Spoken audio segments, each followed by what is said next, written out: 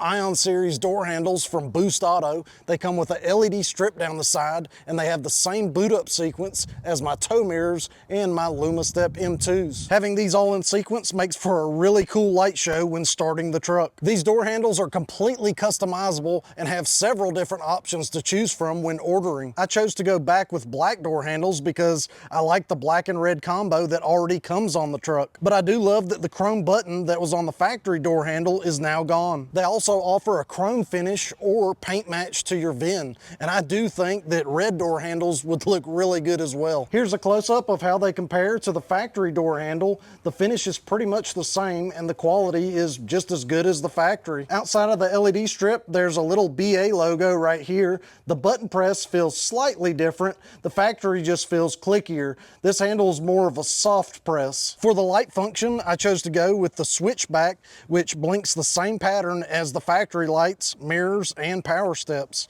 then returns to the white running light. While daytime driving, they will not act as a running light and will only stay on at night. If you prefer an amber running light, you can also choose to go that route. I also think the sequential switchback is a great option, but I just wanted the factory blinkers to match. The next option I went with is an amazing upgrade, and I'm extremely happy with it, and that's adding passive entry to the rear doors. This might not matter to some, but now that I have a 3-year-old that I load in the truck every day, it's nice to be able to unlock the doors from the rear door button.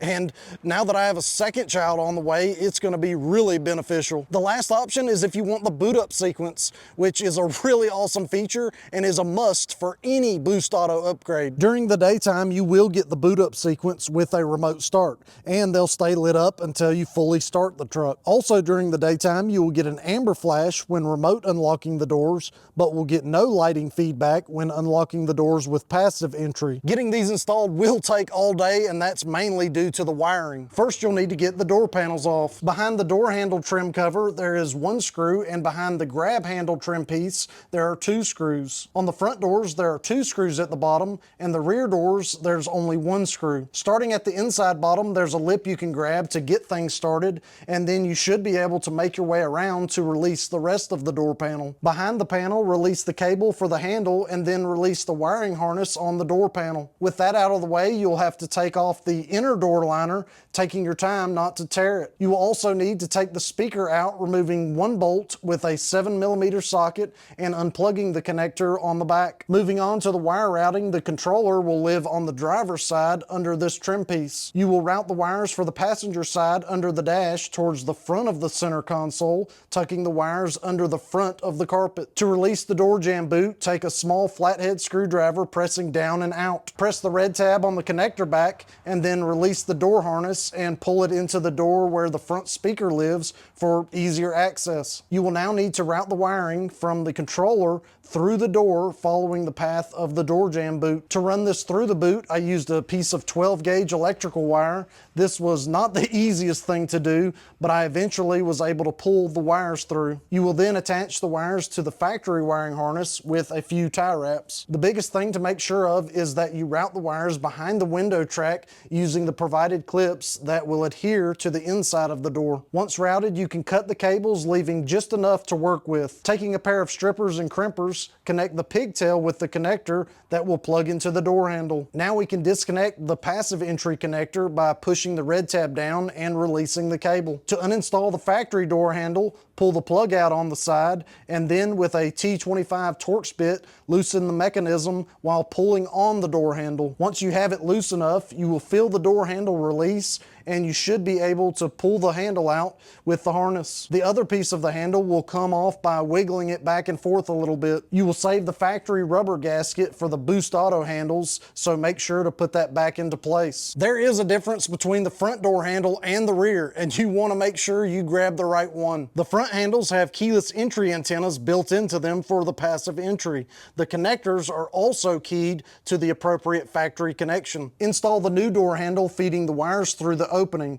Once it's lined up, install the rear piece and it should just clip into place. To install the new door handle, you will need to loosen the torque screw a little more, putting pressure on the door handle until it slides into place. You will then keep pressure on the handle while tightening the screw, and you'll feel the handle fully engage. Then fully tighten the screw. You can now plug in the connectors for the light control and passive entry. Moving on to the rear door installation, this process is pretty much the same for removing the door panel, but in order to get to the door jamb boot, you'll have to remove the B-pillar trim pieces and the weather stripping on the front and back of the B-pillar. There are 3 screws to remove on the top trim piece, and then you should be able to pop it loose, strapping the seat belt around the headrest to just get it out of the way. The bottom trim piece is held on by tabs, and I recommend using the trim remove tool to pry those loose. Once that's out of the way, we now have access to the door jamb boot. Removing the boot is similar to the front door jamb boot, but it's a little harder to run the cable through because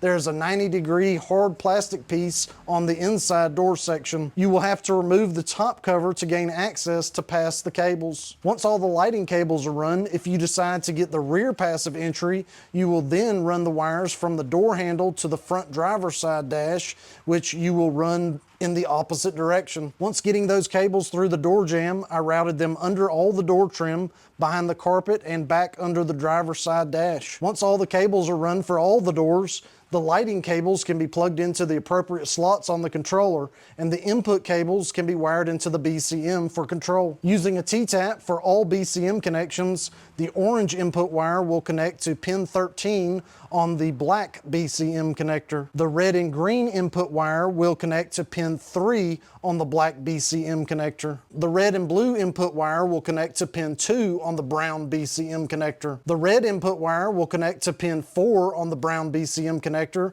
but you will also connect an inline fuse to the red wire before tapping into pin 4 on the brown BCM connector. The last input connection for the controller will be this black wire that you'll connect to this stud right inside the door. The rear passive entry wires will tap into the 2 keyless entry control module connectors under the driver's side dash. The 2 black cables for passive entry will connect together to pin 14 on the brown connector. The red wire from the passenger side will connect to pin 11 on the gray connector, and then the red wire from the driver's side will connect to pin 12 on the gray connector. Once everything is connected, the controller should be fine to live here with all the wires hiding under the carpet. This is a heck of an install, and I would say it's definitely more advanced. Now, the door handles are really easy to install. It's just all the wiring will take you hours to get done, and it can be tedious. I do love what Boost Auto has done with these door handles, which ties all of their products to match. Everything just flows nicely on the truck. If you want to check out these door handles, I'll leave a link in the description below.